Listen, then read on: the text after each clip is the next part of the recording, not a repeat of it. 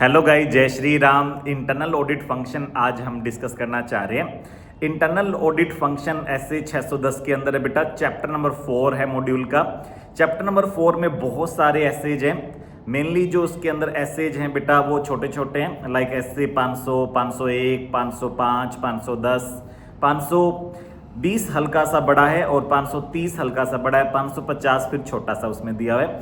ऐसे 610 जो है वो मीडियम लेवल का है। इंटरनल ऑडिट के बारे में थोड़ा सा समझते हैं। पहली बात तो इंटरनल ऑडिटर को एक्सटर्नल ऑडिटर जितनी इंडिपेंडेंस नहीं होती, ये आप सब जानते हो।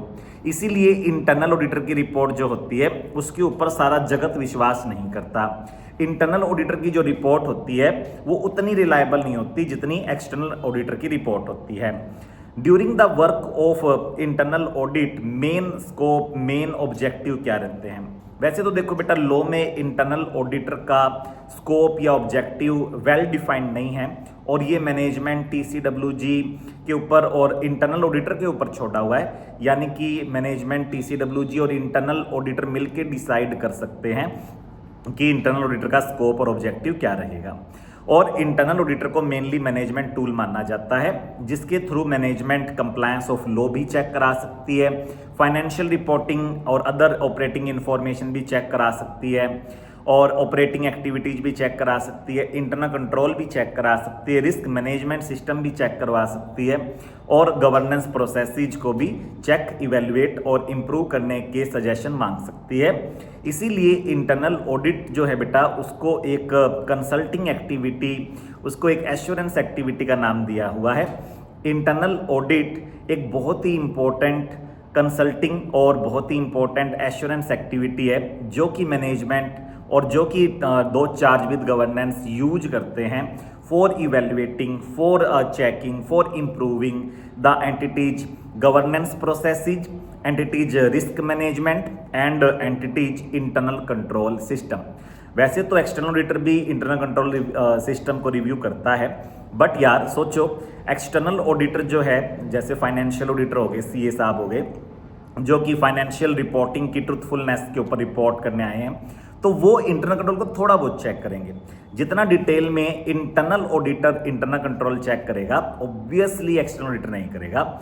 एक्सटर्नल ऑडिटर जो रिव्यू करेगा वो बहुत फास्ट होगा, इंटरनल ऑडिटर उसके मुकाबले काफ़ी इन-डेप्थ चेकिंग करेगा। तो इंटरनल ऑडिटर जो है वो इंटरनल कंट्रोल की काफ़ी थोरो चेकिंग करेगा और वो रिस्क मैनेजमेंट सिस्टम को रोबस्ट बनाएगा जिससे एंटरप्राइज में फ्रॉड्स ना हो। इंटरनल ऑडिटर बेटा बहुत ही की कंपोनेंट है खुद इंटरनल कंट्रोल सिस्टम का, जो कि इंटरनल कंट्रोल सिस्टम को बहुत मजबूती देता है, बहुत ज़्यादा ये उसके अंदर बेटा स्ट्रेंथन कर सकता है उसको। कैसे ये उसको स्ट्रेंथ दे सकता है? क्योंकि इंटरनल ऑडिटर का मेन काम है वीकनेस पॉइंट आउट करना, कमियां ढूंढना, डेफिशिएंसी ढूंढना जो इंटरनल कंट्रोल सिस्टम में एग्जिस्ट कर रही है और उनको टाइमली रिजॉल्व करवाना। तो इंटरनल ऑडिटर का मेन टास्क जो है वो detection of error and fraud है। इंटरनल ऑडिटर का main task correction of those error and fraud है और प्रिवेंशन की, जो हो गया सो हो गया बट दोबारा कभी ना हो। ठीक है, इंटरनल ऑडिटर बेटा हेल्प करता है मैनेजमेंट की in achieving the group objective. ये तो अब मैंने थोड़ा बहुत आपको हल्का कंसेप्ट बताया, थोड़ा थोड़ा और बताता रहूँगा। अब हम आईसीआई के मॉड्यूल के हिसाब से पढ़ते हैं, क्योंकि आईसीआई के मॉड्यूल के हिसाब से करना बहुत जरूरी है। आईसीआई का मॉड्यूल क्या बोलता है?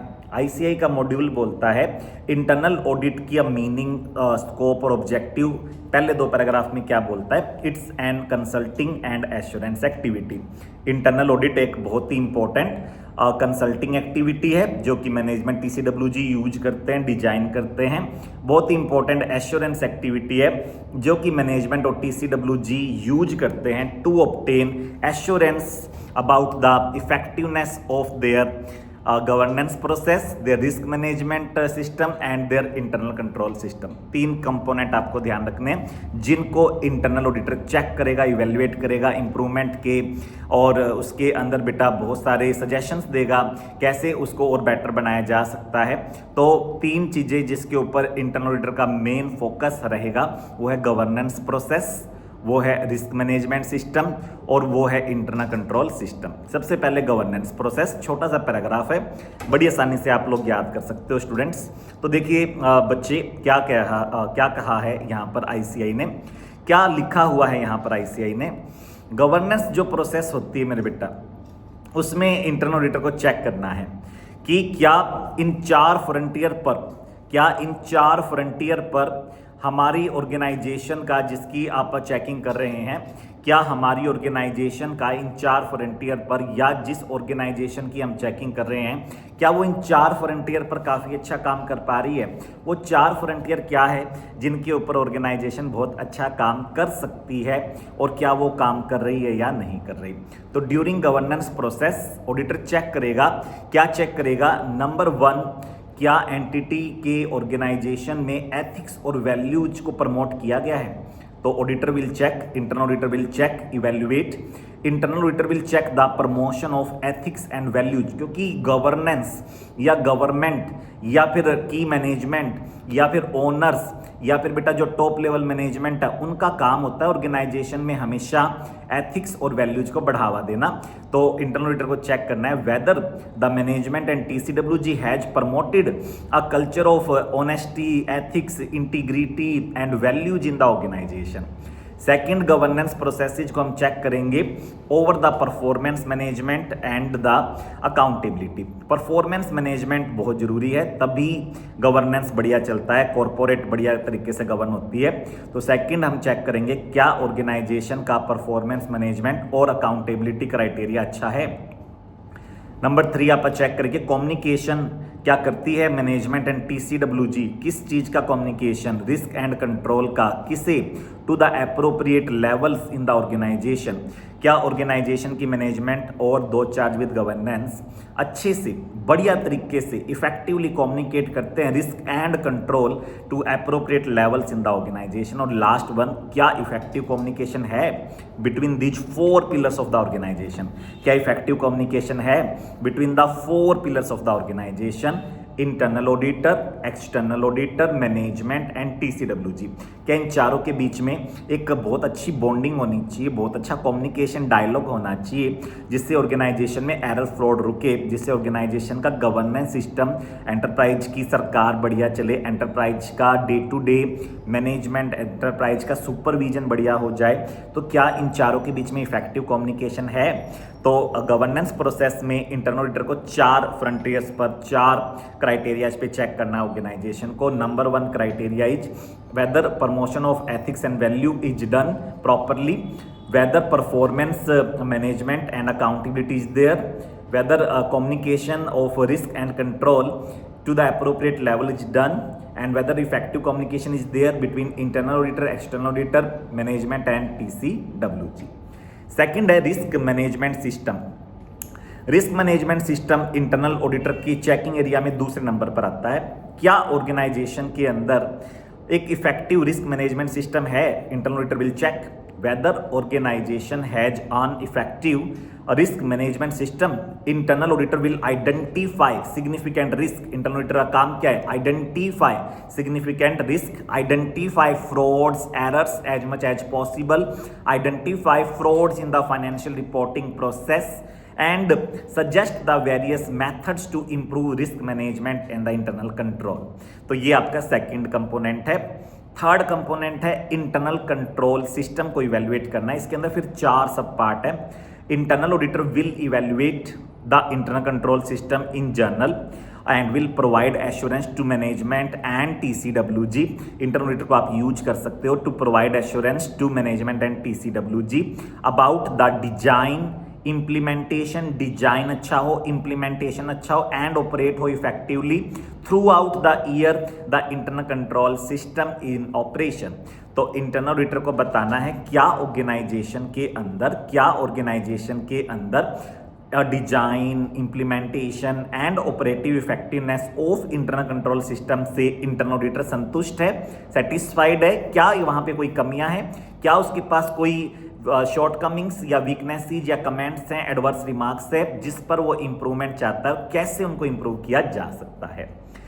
उसके बाद है सेकंड पॉइंट, सेकंड सब पॉइंट बोलूँगा मैं इंटरनल कंट्रोल की चेकिंग में। सेकंड सब पॉइंट है checking of financial and operating information. एक तो ऑडिटर को चेक करना है individual items of balance sheet, P&L and various transactions, specially significant classes of transactions, account balances and disclosures, और देखना है क्या वो एज पर AFRF है या नहीं है, applicable financial reporting framework, applicable accounting standards and applicable laws के हिसाब से प्रेजेंटेशन और अकाउंटिंग जैसी होनी चाहिए वैसी कर रखी है नहीं कर रखी। इसी के अंदर वो चेक करेगा क्या वो सेटिस्फाइड है with the financial reporting system, with the financial information system, and he has to check the means and the method to capture the events, to recognize the various events, to measure the various transactions and to record the transaction, to summarize, classify and reporting of the financial transactions।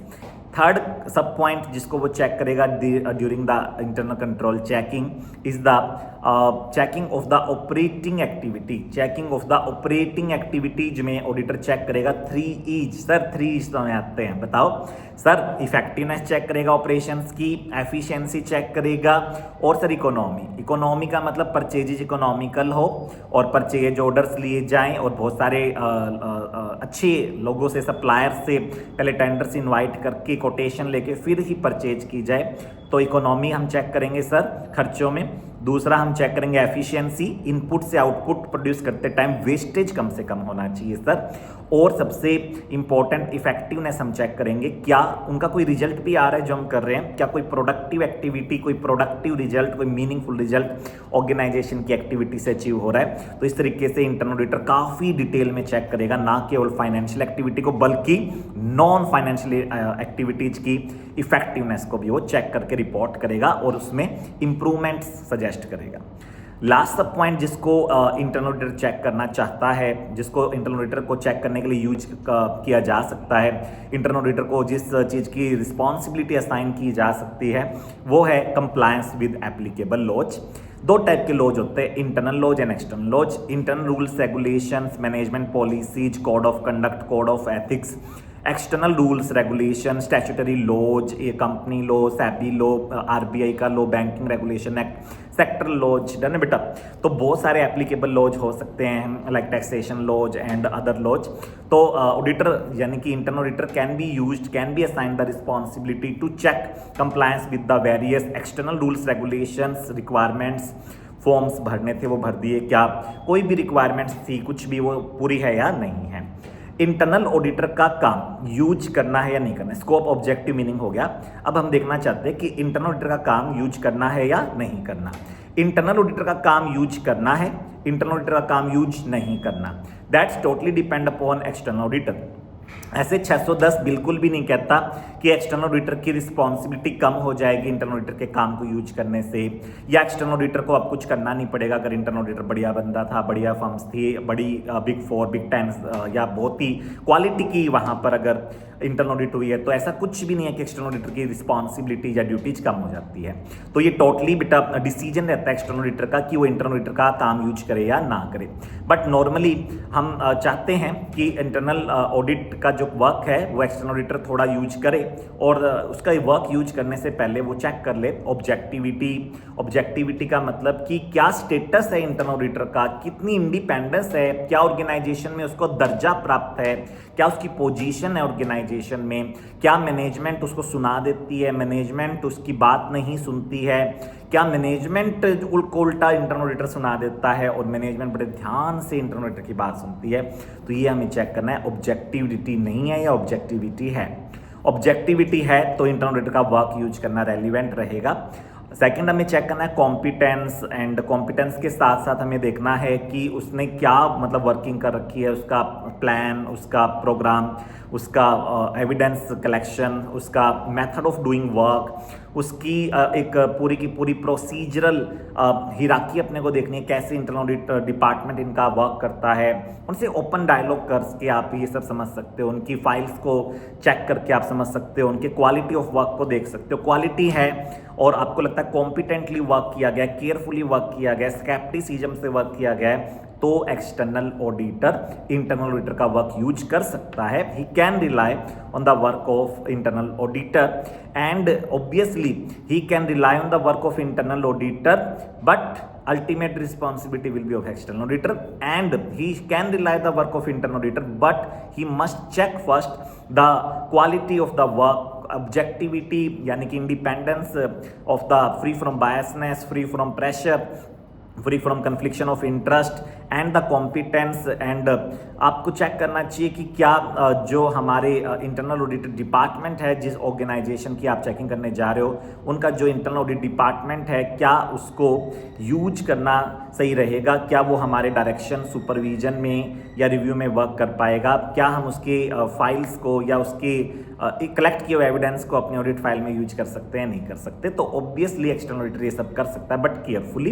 External auditor बिल्कुल internal auditor के work को, internal audit के function को, उसके performed activities को, उसके performed audit procedures को, उसके रिजल्ट्स को यूज कर सकता है in the risk assessment for the purpose of evaluating the internal control system, क्योंकि इंटरनल ऑडिटर ने तो बहुत डिटेल में ये सब किया हुआ है, तो वो कर सकता है, उसमें कोई रोक टोक नहीं है. इंटरनल ऑडिटर के वर्क को एक्सटर्नल ऑडिटर बड़े प्यार से यूज कर सकता है, बट केयरफुली पहले चेक कर लीजिएगा उसमें आपको क्वालिटी लग रही है, रेलिवेंट लग रहा है उनका वर्क, तो आप यूज कीजिएगा. और ध्यान रखिए कुछ एरिया जैसे होते हैं जो बहुत ज़्यादा रिस्की होते हैं, बहुत ज़्यादा जजमेंटल होते हैं, या जहाँ पर हम चाहते नहीं हल्की सी भी बात लीक हो, तो वहाँ पर आप इंटरनल ऑडिटर का वर्क कम यूज कीजिएगा या ना यूज कीजिएगा, reduce use of the work कर सकते हैं आप.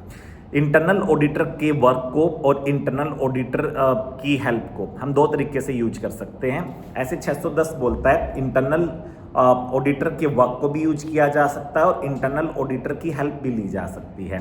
इंटरनल ऑडिटर का किया हुआ काम आप यूज कर सकते हो, और आप अपनी ऑडिट में, एक्सटर्नल ऑडिट में इंटरनल ऑडिटर को कह सकते हो कि आप हमारे साथ बैठ के इस काम में हेल्प करवा दीजिए. तो we can use the work of internal audit function and we can use the internal auditor in we can take the assistance of the internal auditor in our external audit work, but under the direction, supervision and review of the external auditor. क्या external auditor internal auditor का काम या उसके collect किए हुए एविडेंसीज को अपनी direct एविडेंसीज की जगह यूज कर सकता है? कंप्लीटली तो नहीं, पार्शली कर सकता है. यानी कि साफ साफ लिखा हुआ है आपके ICAI मॉड्यूल में, external auditor can use the work of internal auditor in the partial substitution of the direct evidences. External auditor can definitely use the work of internal auditor, the evidence collected by the internal auditor, and he can use those evidences in place of those evidences which auditor might have collected directly. External auditor जो सबूत खुद directly collect करता, उसकी बजाय वो internal auditor के इकट्ठे किए हुए सबूतों को यूज कर सकता है, बट पार्शली. ऐसा नहीं कि बिल्कुल ही आप ये सब करने लग जाओ. और केयरफुली पहले आप सब ध्यान से कर लेना चेक, अगर आपको लगे रेलिवेंट है तो ही आप यूज करना, और उसमें भी देखना किस हद तक यूज करना है, नेचर एंड एक्सटेंट आप जरूर डिटरमाइन करना, और आप प्रॉपर कोऑर्डिनेशन रख के फिर ही आप उसका वर्क यूज करना. पहले आप कंप्लीटली सेटिस्फाई हो कि इंटरनल ऑडिटर का वर्क यूज करना कितना यूजफुल है. जितना यूजफुल है उतना यूजफुल आप यूजफुल मैनर में यूज कर सकते हैं, कोई दिक्कत नहीं है. आपको लगता है इंटरनल ऑडिटर का वर्क यूज करना रेलिवेंट नहीं है इन एरियाज में, तो उन एरियाज में मत कीजिए. इन एरियाज में रेलिवेंट लग रहा है, यहाँ पे इंटरनल ऑडिटर का वर्क आपको सेटिस्फैक्टरी लग रहा है, तो आप उसको पार्शियल सब्स्टिट्यूशन में यूज कर लीजिए, और उसी एरिया में थोड़ा बहुत चेकिंग आप भी कर लीजिए कि क्या आपको जो इंटरनल ऑडिटर पे भरोसा है वो सही है या नहीं है. ठीक है ना. इंटरनल ऑडिटर का वर्क यूज करने में कोई बुराई नहीं है, लेकिन आप ध्यान रखिए इंटरनल ऑडिटर का वर्क यूज करने से पहले आपको उसकी ऑब्जेक्टिविटी, इंडिपेंडेंस को चेक करना है, उसकी कॉम्पिटेंस को चेक करना है, उसके क्वालिटी ऑफ वर्क को चेक करना है. और अगर आपको लगता है कि भाई उसने काफ़ी डिसिप्लिन अप्रोच फॉलो की थी, डिसिप्लिन्ड मेथड में सब कुछ वर्क किया था, उसने बड़ा सिस्टमेटिक वर्क किया है, और आपको उसका सारा वर्क समझ में आ रहा है, ऐसे ऐसे उसने वर्क किया था, ऐसे ऐसे वो वर्क कर रहा है, तो ऑब्वियसली आप इंटरनल ऑडिटर के कलेक्ट किए हुए एविडेंसेज को पार्शियल सब्स्टिट्यूशन में, मतलब थोड़ा अपने एविडेंस कलेक्ट कर लो डायरेक्टली, और थोड़ा उनको एक्सटर्नल ऑडिटर क्या करे, थोड़ा इंटरनल ऑडिटर के कलेक्ट किए एविडेंस को यूज कर ले, ऐसा सही रहेगा. जो थोड़ा अपने एविडेंस कलेक्ट कर लिए डायरेक्टली, और थोड़ा इंटरनल ऑडिटर वाले यूज कर लिए. इससे आपका टाइम भी सेव होगा, कॉस्ट भी सेव होगी, कोऑर्डिनेशन भी अच्छा बनेगा. गवर्नमेंट को भी कोई प्रॉब्लम नहीं है, ICAI भी चाहती है कि एक्सटर्नल ऑडिटर इंटरनल ऑडिटर में अच्छा कोऑर्डिनेशन हो, अच्छा उनके बीच में हम चाहते हैं कि एक प्रॉपर सपोर्ट सिस्टम दोनों एक दूसरे का बन के चले। एक्सटर्नल ऑडिटर बेटा इंटरनल ऑडिटर को यूज करना चाहता है in the audit work. Internal auditor को वो चाहता है कि वो मेरे एक्सटर्नल ऑडिट में हेल्प करा दे, तो कोई दिक्कत नहीं है। उसके लिए आप एक टाइप का एक लेटर ले लीजिए दोनों से, मैनेजमेंट से, TCWG से एंड इंटरनल ऑडिटर से, और उनसे एक कंफर्मेशन टाइप का ले लीजिए। आप एक रिप्रेजेंटेशन ले लीजिए उनसे, रिटर्न रिप्रेजेंटेशन कंफर्मेशन। क्या लेंगे आप उस रिटर्न रिप्रेजेंटेशन कंफर्मेशन में? मैनेजमेंट और TCWG से तो ये लेंगे कि उनको कोई दिक्कत नहीं है कि हम उनके बंदे को, उनके इंटरनल ऑडिट स्टाफ को हमारी एक्सटर्नल ऑडिट के स्टाफ के तौर पे यूज कर रहे हैं, उन्हें कोई प्रॉब्लम नहीं है, तो हम यूज करेंगे। तो मैनेजमेंट और TCWG से आप एक रिप्रेजेंटेशन लेटर कंफर्मेशन लीजिए कि that the management and TCWG have no problem if the external auditor use the internal auditor in the external audit function. और सेकंड आप लीजिए बेटा इंटरनल ऑडिटर से कि वो लीक नहीं करेगा कोई भी सूचना, वो कॉन्फिडेंशियलिटी मेंटेन रखेगा हर हाल में। और बेटा रिस्क असेसमेंट प्रोसीजर के लिए आप क्लाइंट की एंटिटी को समझते हैं, उसके इन्वायरमेंट को समझते हैं, उसके अकाउंटिंग सिस्टम को और उसके इंटरनल कंट्रोल को। और इंटरनल ऑडिटर से बढ़िया इंटरनल कंट्रोल के बारे में कौन एक्सप्लेन कर सकता है यार, कौन एक्सप्लेन कर सकता है। इसलिए बिल्कुल रेलिवेंट है इंटरनल ऑडिटर के वर्क को यूज करना, इंटरनल ऑडिटर से मीटिंग करना, उससे कम्युनिकेशन करना, उससे डायलॉग रखना, उससे इंफॉर्मेशन ऑब्टेन करना, उससे कंट्रोल रिस्क का पता लगाना, उससे रिस्क ऑफ मटेरियल मिसस्टेटमेंट पता लगाना। इससे ऐसे 315 भी सेटिस्फाई होता है। तो ऐसे 610, ऐसे 315, ऐसे 300, ये सब मिलजुल के वर्क करते हैं। और ये कहते हैं external auditor can use the work of internal auditor for the purpose of risk assessment, for the purpose of evidence collection, and he can take the help of internal auditor in his audit work even with the permission of management and TCWG, and he can use the work of internal auditor. He can use the internal auditor. He can take the evidences from the internal audit file with the permission of internal auditor, and he can take the assistance, direct assistance of the internal auditor कि तू भाई हमारी team में आ जा, internal auditor तो बढ़िया बंदा है भाई, तू हमारी टीम में आ जा, मजे आ जाएंगे। और इस तरीके से आप इंटरनल ऑडिटर को भी अपनी टीम में शामिल कर सकते हो। इंटरनल ऑडिटर के साथ एक्सटर्नल ऑडिटर मिलके अब बेटा हमले कर रहा है क्लाइंट के वीक एरियाज पर, जहां पर फ्रॉड की संभावना है, फ्रॉड ढूंढ रहा है। इंटरनल और एक्सटर्नल ऑडिटर मिलके धूम मचा रहे हैं, इंटरनल और एक्सटर्नल ऑडिटर मिलके चेकिंग कर रहे हैं। मैनेजमेंट और TCWG से आपने परमिशन ले ली, उन्हें कोई प्रॉब्लम नहीं है, और इंटरनल ऑडिटर से वादा ले लिया कि वो कॉन्फिडेंशियली मेंटेन करेगा। उसके बाद इंटरनल ऑडिटर की हेल्प आप ले सकते हो, उसका डायरेक्ट असिस्टेंस ले सकते हो under the direction, supervision and review of the external auditor. और एक चीज का ध्यान रखना बेटा कि इंटरनल ऑडिटर की जितनी जरूरी है ऑब्जेक्टिविटी उतनी जरूरी है कॉम्पिटेंस, और जितना जरूरी है कॉम्पिटेंस उतनी जरूरी है ऑब्जेक्टिविटी। यानी कि दोनों कॉन्टिन्यूम में होने चाहिए। यानी कि सिर्फ इंटरनल ऑडिटर का कॉम्पिटेंट होना काफी नहीं है और सिर्फ उसका ऑब्जेक्टिव होना काफी नहीं है। तो इंटरनल ऑडिटर इंटेलिजेंट होना चाहिए, क्वालिफाइड होना चाहिए, उसके पास प्रॉपर स्टाफ होना चाहिए, उसके पास प्रॉपर टीम होनी चाहिए, और उसको ऑर्गेनाइजेशन से considerable degree of freedom and independence मिलना बहुत जरूरी है, सो दैट इंटरनल ऑडिटर ढंग से काम कर पाए। इंटरनल ऑडिटर का वर्क यूज करने से पहले आपको बहुत सावधानियां रखनी है, और इंटरनल ऑडिटर का वर्क जब आप यूज कर रहे हो तो उसके साथ अच्छे से डिस्कस कर लेना कि आपको क्या करना है, मुझे क्या करना है। आप वर्क डिवाइड कर लेना, आप रिस्क जो है उनको डिस्कस करना, आपस में अच्छी ट्यूनिंग बना के काम करना इंटरनल ऑडिटर के साथ। इंटरनल ऑडिटर के साथ हर चीज़ का डायलॉग, कम्युनिकेशन आपका लगातार होते रहना चाहिए, और ऑडिट कमेटी के साथ भी आप इस तरीके से बातचीत करते रहिए। इंटरनल ऑडिटर से आप डिस्कस कर सकते हैं कि परसेंटेज ऑफ चेकिंग क्या रखेंगे, कौन सा एरिया चेक करेंगे, कौन सा नहीं चेक करेंगे, बट सब कुछ एक्सटर्नल ऑडिटर के ऊपर डिपेंड करता है। और एक्सटर्नल ऑडिटर को डिसीजन सोच समझ के लेना होता है कि वो कितना इंटरनल ऑडिटर का वर्क यूज करना चाहता है और कितना वो उसका वर्क यूज नहीं करना चाहता। और बहुत केयरफुली से ये ऐसे 610 आप लोगों को पढ़ना है। बहुत अच्छे बच्चे हैं आप, खूब मेहनत करेंगे, मुझे पूरा भरोसा है आपके ऊपर। बने रहिए हमारे साथ। जय श्री राम।